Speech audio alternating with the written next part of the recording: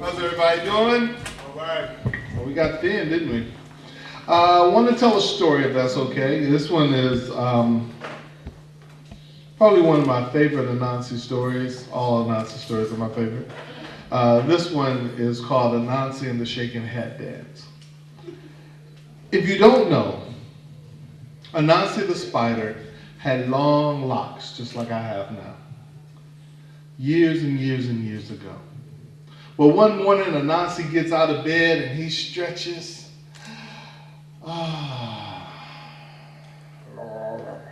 His stomach started to growl.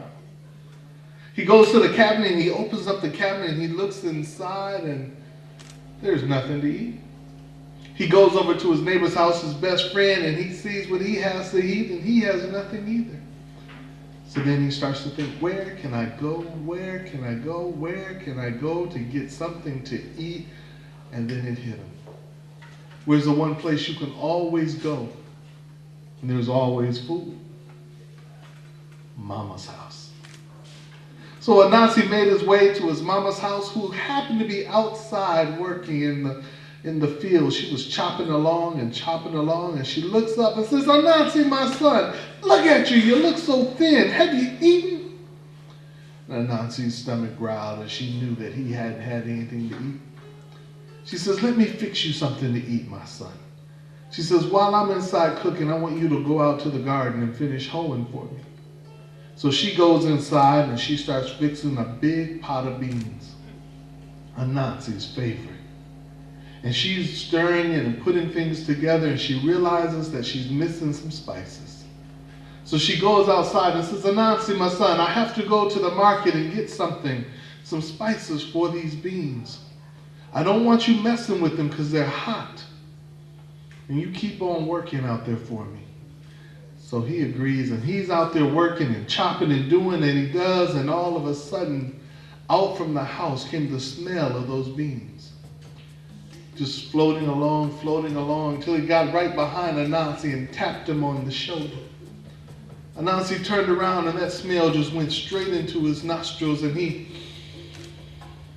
breathed in those good smelling beans. And before you know it, he had walked all the way inside and was standing in front of the pot. He says, well, I know Mama won't mind if I take just a little bit. So he dips into the spoon and it's hot.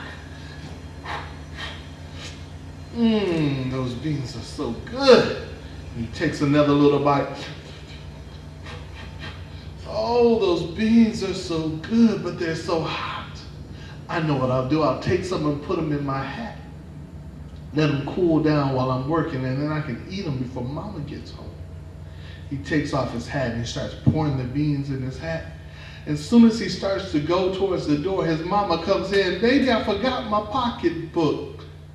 Anansi, being afraid to get caught, immediately takes his hat and sticks it on top of his head. And Mama looks at him and says, son, what you doing inside? Oh, I had to get some water, Mama. And all of a sudden, those beans start to cook old Anansi's head. So he takes his hat and he shifts it over to the side. And then he shifts it over to the other side. And his mama says, son, what you doing? Oh, Mama, it's the new dance. It's called the Shaking Hat Dance. Oh, I like that dance. And Mama said, I got a hat, hold on. And she gets her hat and she puts it on and she starts doing just like Anansi. Anansi starts feeling that heat moving. He's shuffling and goes outside. Mama goes outside right with them, and together they're just shaking, and the neighbors look around and say, what are y'all doing? It's called the Shaking Hat Dance. Anansi's just showed me how to do it. Well, everybody grabbed their hats and they start doing the Shaking Hat Dance too. They start heading down to the village square. Everybody's gathering on doing the Shaking Hat Dance until finally Anansi can't take it anymore, and he says, ah! And he throws off that hat and beans go flying everywhere and falling down his face. And his mama looked at him and says, Anansi!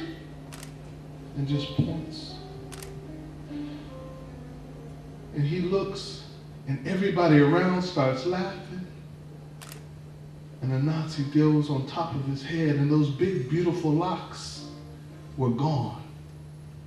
And nothing was left but little scragglies of hair. And now completely bald, Anansi was so embarrassed that he turned and he ran into the tall grass. And to this very day, whenever you see Anansi the spider, he only has a little stragglers of hair. And you can always find him hiding in the tall grass. And that is my story.